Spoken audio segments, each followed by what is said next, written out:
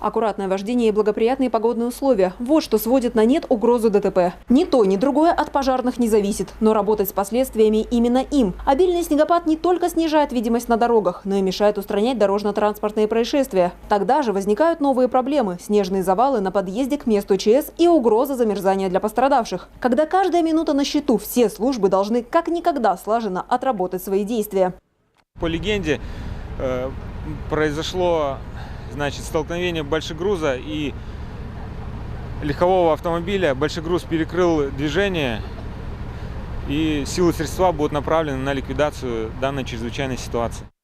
Планируется, что в случае возникновения подобной ситуации в реальной жизни погрузчик уберет большегруз, а легковушкой займется эвакуатор. Спецтехника очистит подъезд к месту происшествия, дабы ГИБДД, скорая медпомощь и аварийно-спасательный отряд смогли оперативно оказать помощь. Единственное, что нельзя отработать в таких ситуациях – реакцию очевидцев. Огнеборцы предупреждают, ни в коем случае нельзя паниковать и отвлекать медиков и спасателей от работы. Вытаскивать самостоятельно пострадавших из транспорта категорически запрещено. Люди должны быть неподвижны, если у них какие-то травмы есть, особенно позвоночника.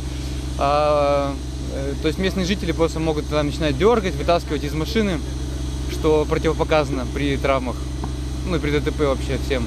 То есть мы сначала проводим полностью деблокацию, стабилизируем автомобиль, отключаем аккумулятор, чтобы не было никаких искр.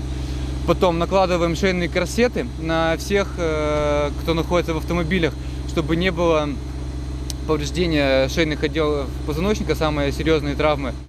А дальше легковушки превращают в кабриолет. Сотрудники МЧС спиливают крышу, сиденья и с помощью жестких носилок выносят пострадавших в карету скорой помощи. Кроме того, в затяжных ДТП, то есть в случае острой надобности, разворачивается пункт обогрева.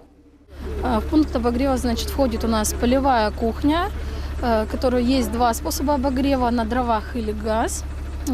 Также есть 5 емкостей, одна с горячей воды и 4 емкости для приготовления пищи. Также имеется палатка, которая рассчитана на 10 человек. Там имеются спальные помещения, теплая одежда. Обогревается палатка с помощью печки на дровах. Также есть теплопушка. Освещение в палатке у нас идет от бензогенератора и имеется место для приема пищи.